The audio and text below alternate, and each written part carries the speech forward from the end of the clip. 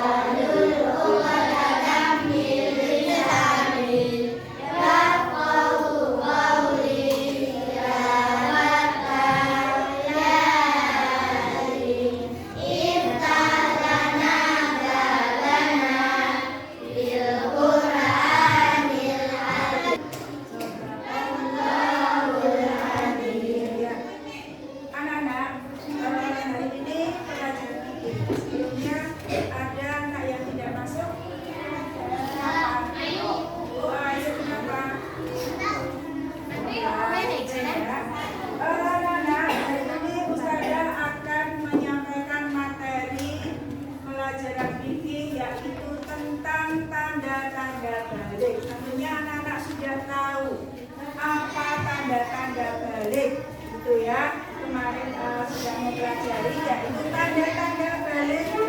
Tanda balik itu apa toh? Balik itu apa?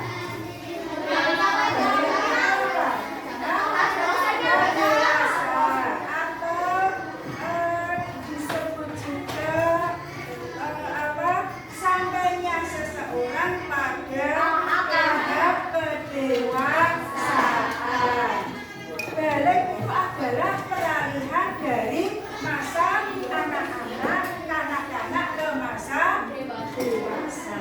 Ya, besok anak-anak akan mengalami masa dewasa, mengalami dewasa, namun ditandai dengan tanda kedewasaan atau tanda-tanda balik. Bagi perempuan itu tanda baliknya apa? Bagi laki-laki itu apa? Marilah anak-anak, sebelum ini kita tayangkan video pembelajaran, nanti anak-anak memperhatikan ya, perhatikan.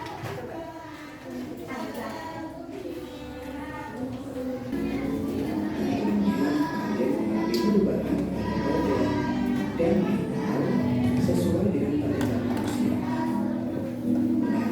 Kita akan belajar tentang perintah manusia yang sangat penting, sebagai mengenai kewajiban menjalankan syariat agama, yaitu usia balik atau dewasa.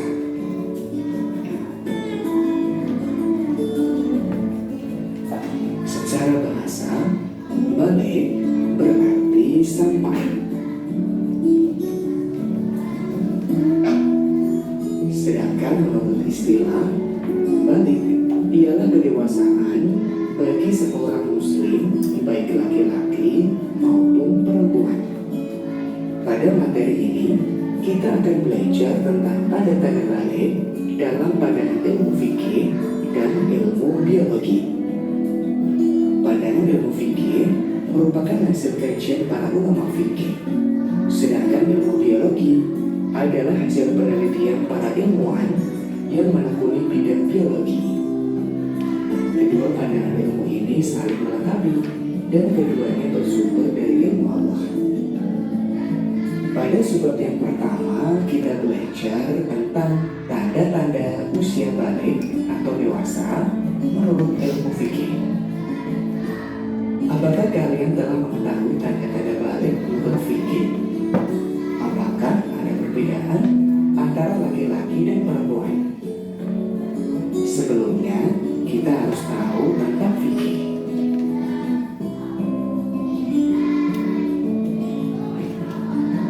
Fikih ialah ilmu tentang hukum Islam.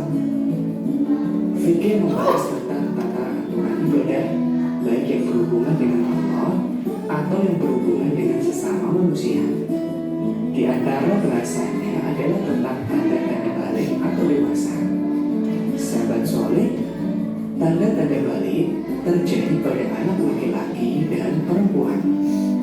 Ada juga yang khusus terjadi pada perempuan saja. Nah, berikut tanda-tanda balik menurut ilmu fikih. Yang pertama adalah mimpi basah. Ini biasanya terjadi pada anak laki-laki. Suatu saat, kalian akan mengalami mimpi basah. Biasanya terjadi ketika usia kalian 9 tahun atau lebih. Apabila mimpi basah itu terjadi, maka kalian bukan anak-anak lagi, tapi sudah tergolong balik atau dewasa. Mimpi basah juga dapat terjadi pada anak perempuan. Tahukah kalian nama air yang keluar pada waktu mimpi basah? Namanya adalah air mani atau sperma. Nah, buat kamu yang baru pertama kali mimpi basah, jangan lupa sering konsultasi atau komunikasi dengan orang tua kamu ya. Untuk anak laki-laki, bisa konsultasi dengan ayah kamu agar bisa beradaptasi dengan cepat terhadap tanda balik ini. Tanda balik yang kedua adalah haid atau menstruasi bagi anak perempuan. Kalian tahu bahwa kodrat anak perempuan akan keluar darah haid atau menstruasi. Datangnya haid menandakan bahwa kalian telah balik atau dewasa. Datangnya awal haid sebagai tanda balik tidak bisa dipastikan di usia berapa kalian akan mengalaminya. Bisa jadi haid datang ketika kalian kelas 4, 5, atau kelas 6. Untuk itu, buat perempuan, bersiaplah menyambut dengan ilmu dan mental yang kuat. Jangan lupa sering konsultasi atau komunikasi dengan ibu kamu agar bisa beradaptasi dengan cepat terhadap tanda balik ini. Tanda balik berikutnya adalah berumur 15 tahun. Artinya sempurna berumur 15 tahun bagi anak laki-laki dan perempuan dengan berdasar perhitungan kalender Hijriah. Anak laki-laki dan perempuan yang sudah mencapai usia 15 tahun, dia telah masuk usia balik meskipun sebelumnya tidak mengalami tanda-tanda balik seperti mimpi basah atau haid.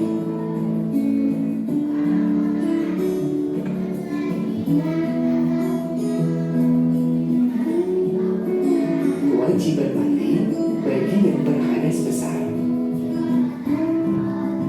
Anak yang telah mengalami mimpi basah dan haid berarti dia sedang berhadas besar. Untuk bersuci dari hadas besar dan bisa melakukan ibadah seperti sholat atau membaca Al-Quran, maka ia wajib mandi besar terlebih dahulu. Tata cara mandi besar atau mandi wajib adalah niat mandi besar. Kedua, mencuci kedua telapak tangan sebanyak 3 kali. Ketiga, mencuci alat kelamin atau kemaluan dengan tangan kiri. Membersihkan tangan kiri dengan sabun atau sejenisnya. Dilanjutkan dengan berwudu sempurna. Selanjutnya menyela-nyela rambut kepala dengan air atau menyiram kepala dengan air sebanyak 3 kali hingga ke pangkal rambut. Menuangkan air ke seluruh anggota badan, kemudian membasuh kaki. Niat mandi wajib dilakukan dalam hati pada awal basuhan anggota badan. Kamu dilarang yang pertama sholat, sujud tilawah, dan sujud syukur. Kedua, membaca, menyentuh, dan membawa Al-Quran.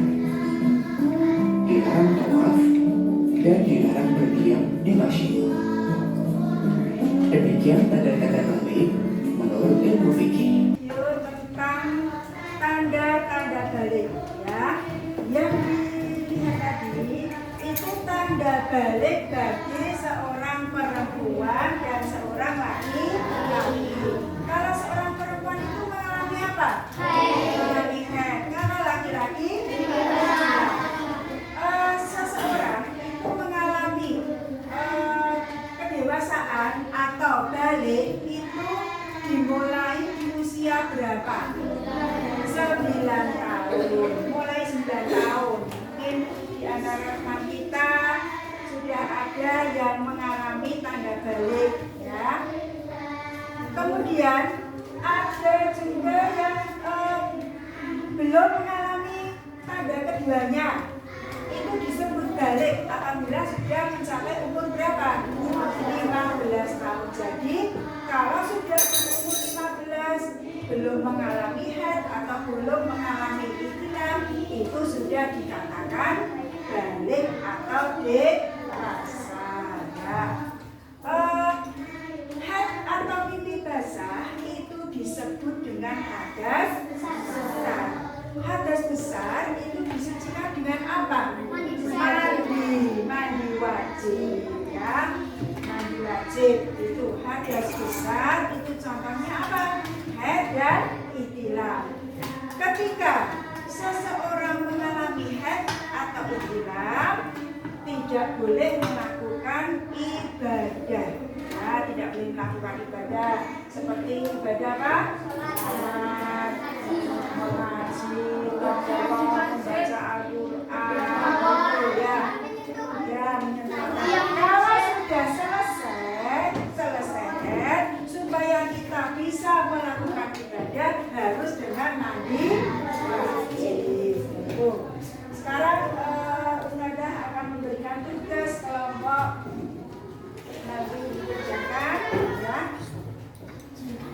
Di kelompok ini balik sana, di kelompok 1, di kelompok 2,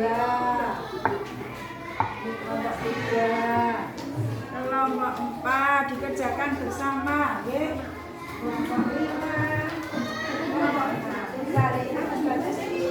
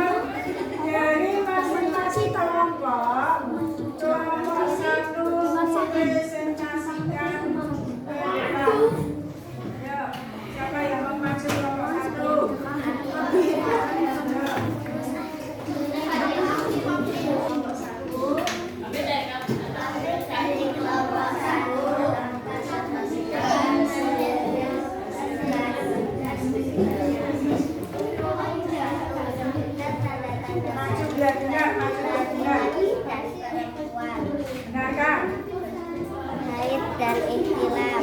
2. Ibadah apa saja yang tidak boleh dilakukan ketika seseorang berhadas besar?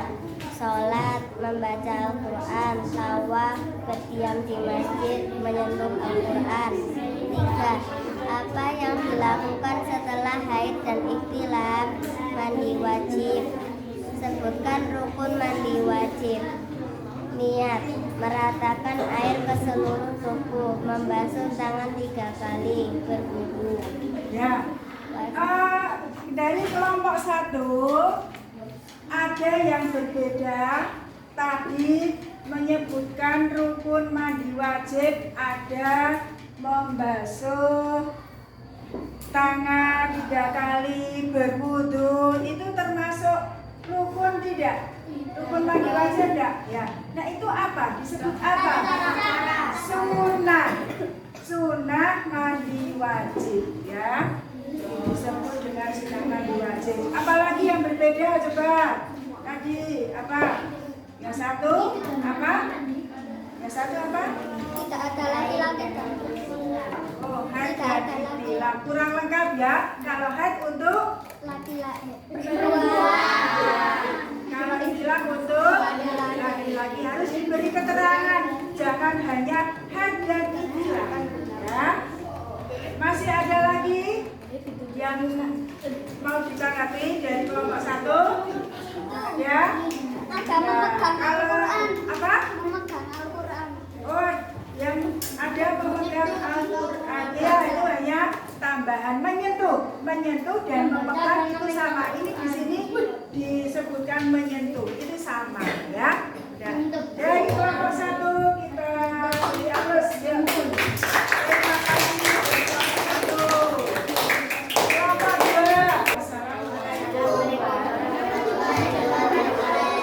Kami dari kelompok 2 akan mempresentasikan tugas kelompok. Dengarkan. 1. Sebutkan tanda-tanda baik bagi laki-laki dan perempuan. Laki-laki adalah ihtilam dan perempuan adalah haid. 2. Ibadah apa saja yang tidak boleh dilakukan ketika seorang berhadas besar? Sholat, membaca Al-Quran, puasa, tawaf, berdiri di masjid. 3. Mandi wajib. Apa saja yang dilakukan setelah haid dan ihtilam? 3. Mandi wajib dan atau mandi besar. 4. Sebutkan rukun mandi wajib. Rukun mandi wajib adalah niat dan membasuh seluruh tubuh. Sekian dari kelompok 2. Wassalamualaikum warahmatullahi wabarakatuh. Ya, ini dari kelompok 2. Mungkin dari kelompok yang lain akan menambah atau menanggapi tadi yang dilarang ketika berhadas besar. Siapa yang mau menambah? Kelompok mana yang mau menambah? Tadi kelompok 1 menyebutkan apa saja? Sebutkan yang tidak boleh. Sholat, Puasa, tawaf, berdiri di masjid. ya. Ya, siapa yang mau menambahkan lagi? Apa yang belum? Apa yang belum? Oh, sujud sama dengan sholat ya. Apalagi? Siapa yang mau menambahkan? Yang mau menambahkan dari yang dilarang ketika berhadas besar. Sujud tilawah, sujud syukur itu sama saja dengan melaksanakan sholat, baik sholat sunnah ataupun sholat fardu atau sholat wajib. Ada lagi yang menambahkan? Tidak ada. Kalau tidak ada kita beri tangan untuk kelompok 2. Kelompok 3, ayo teman-teman. Oh ya. Salam dulu.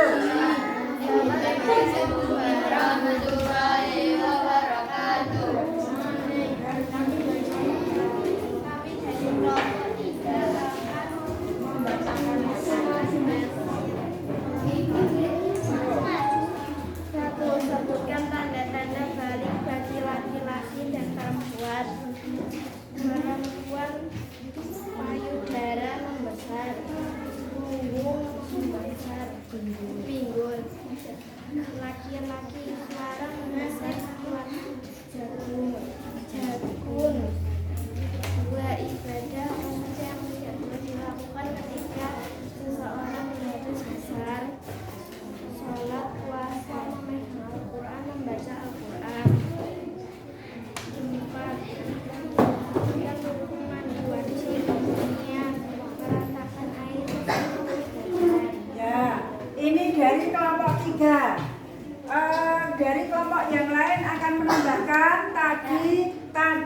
tanda balik apa?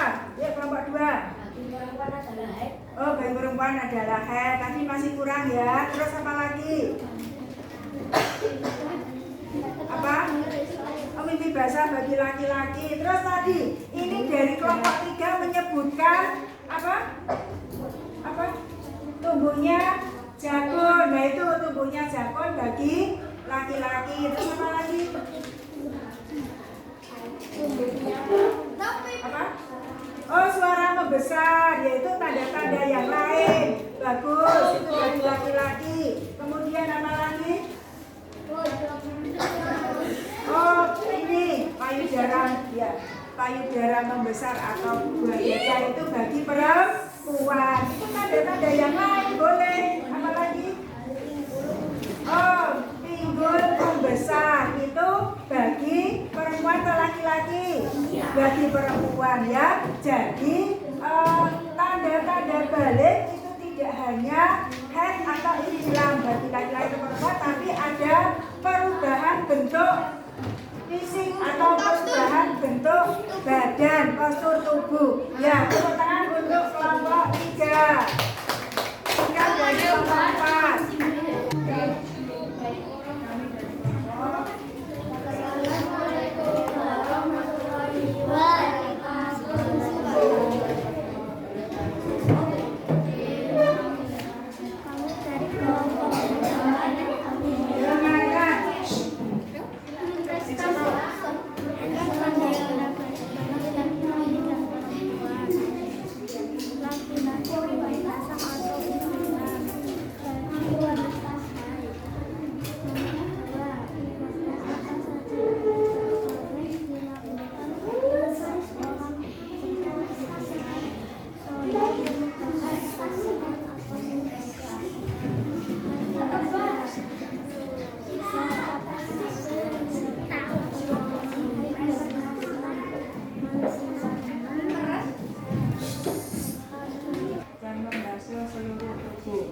Kira-kira ada yang mau menambahkan dari kelompok lain? Hah? Oh, enggak ada. Ane ulangi, sing seru, jaro. Dengar, yang keras. Satu sebutkan tanda-tanda balik bagi laki-laki dan perempuan. Seru. Dua. Jawabannya. Laki-laki mimpi basah atau ihtilam. Wanita haid. 2. Sholat memegang atau membaca Al-Quran dan puasa. 3. Mandi wajib atau mandi biasa. 4. Niat dan membasuh tubuh sebanyak 3 kali. Oh itu ya tadi dibacakan isinya saja, nggak apa-apa. Ada yang menanggapi tadi sudah sama. Oh ya, kita bagus dengan kelompok keempat. Salam dulu. Assalamualaikum warahmatullahi wabarakatuh. Kita dari kelompok 5 akan mempresentasikan jawaban. 1. Sebutkan tanda-tanda balik bagi laki-laki dan perempuan. Laki-laki mengalami mimpi basah atau ihtilam. Perempuan mengalami haid. 2. Ibadah apa saja yang tidak boleh dilakukan ketika seseorang berhadas besar? Sholat, membaca, memegang dan menyentuh Al-Quran, tawaf, berdiam diri di masjid, puasa. 3. Apa yang dilakukan setelah haid dan ihtilam? Mandi wajib atau besar? Sebutkan rukun mandi wajib. A. Membaca niat. B. Meratakan air ke seluruh tubuh. Ya. Kira-kira ada yang menambahkan dari kelompok 5? Ada yang berbeda? Hah? Ada? Sama ya? Yang tadi yang tidak boleh dilakukan, siapa yang mau menambahkan? Tadi apa? Sholat, membaca, memegang Al-Quran, menyentuh Al-Quran, tawaf, apa lagi? Ada yang mau menambahkan? Oh tidak. Ya, terima kasih untuk kelompok 5. Tangan.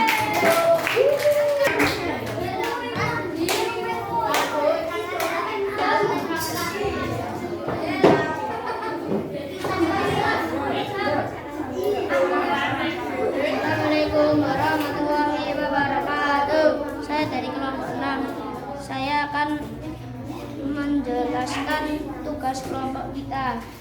1. Sebutkan tanda-tanda balik bagi laki-laki dan perempuan. Laki-laki adalah mimpi basah, perempuan adalah haid. 2. Sholat, sujud tilawah, dan sujud syukur. Membaca dan memegang Al-Quran, tawaf, berdiam dari masjid. 3. Mandi wajib. 4. Niat membasahi seluruh tubuh dengan air. Ya, itu jawaban dari kelompok 6. Ada yang menambahkan apa? Ada yang kurang? Apa? Oh, puasa belum disebutkan ya. Ada lagi? Nah, puasa itu tidak boleh dilakukan bagi seseorang yang berhadas besar ya. Sudah selesai tepuk tangan untuk kelompok 6. Dan mempresentasikan dari kelompok masing-masing. Dan tadi ketika anak-anak menyaksikan video pembelajaran tadi, itu ada tata cara mandi wajib ya. Tapi sebelum melakukan tata cara mandi wajib secara keseluruhan, baik itu sunat, itu harus ada rukunnya. Rukun itu apa toh? Rukun itu adalah sesuatu yang harus dikerjakan. Kalau salah satu tidak dikerjakan, maka mandinya tidak sah. Jadi niat itu harus dibaca ketika kita mandi wajib. Kemarin anak sudah membaca atau menghafalkan niat mandi wajib. Bagaimana niat mandi wajib ketika selesai? Ayo, nawaitul husna lirabbil hadasil akbari minal hamdi fadl lillahi ta'ala. Nah, kalau niat mandi wajib setelah ikram bagaimana?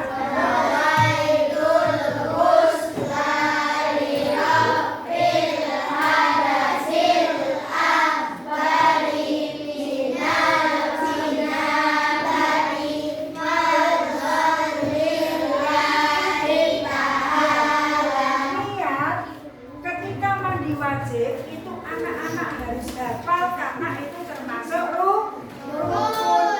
Dan bacaan niat ini dilakukan anak-anak ketika berhadas besar, apalagi yang perempuan setiap bulan akan mengalami haid, dan setelah selesai haid harus mandi wajib disertai dengan membaca niat. Itu harus hafal, tidak hanya hafal ketika pembelajaran saja, karena ini akan digunakan dalam kehidupan anak-anak ketika mengalami haid, juga termasuk bagi laki-laki yang mengalami mimpi basah itu ya. Terus kemudian setelah membaca niat, meratakan air ke seluruh tubuh. Jadi ketika mandi wajib itu semua harus basah. Tidak boleh rambutnya kok tidak basah, tidak keramas. Itu sah atau tidak? Tidak sah. Karena apa? Karena rambutnya tidak basah. Yang mandi wajib itu semua harus basah. Nah, itu tadi disebutkan dalam video pembelajaran. Itu ada pertama membaca basmalah, kemudian mengerjakan wudu, kemudian membasuh anggota badan sebanyak 3 kali, kemudian menyela-nyela jari, itu namanya sunnah. Apa? Sunnah itu apabila dikerjakan mendapat pahala. Tetapi kalau rukun itu juga harus dikerjakan, tidak boleh ditinggalkan. Namanya rukun, segala sesuatu itu yang namanya rukun itu tidak boleh ditinggalkan ya. Misalnya rukun sholat. Rukun sholat yang pertama itu apa? Niat. Kemudian takbiratul ihram. Misalnya sholat kok tidak baca niat, maka sholatnya bagaimana? Tidak. Nah itu ya, itu yang perlu anak-anak ketahui ya. Nah, kita mempelajari tentang mandi wajib ya, tentang tanda-tanda balik ya. Anak-anak sudah tahu tanda-tanda balik bagi laki-laki dan perempuan. Besok anak-anak akan mengalami ya. Kelas 4 ada yang sudah mengalami itilah laki-laki. Besok akan mengalami itilah ya. Dan kalau anak-anak laki-laki mengalami itilah, maka harus bagaimana? Mandi wajib. Niatnya sudah tahu, tata caranya sudah tahu. Yang perempuan besok juga akan mengalami, kan di antara kelas 4 ini ada yang sudah mengalami lagi. Ya itu harus tahu tata cara ketika mandi wajib ataupun mandi besar. Sekarang anak-anak ada tugas masing-masing. Sekarang kursinya bisa dibalik karena ini mengerjakan siapa?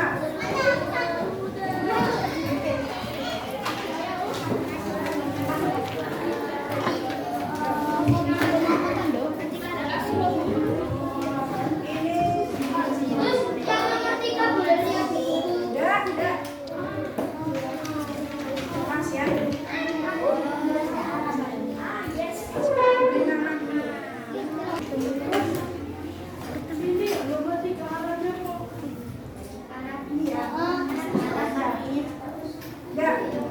Lafalnya benar. Tanggal berapa? Hah? Tanggal berapa?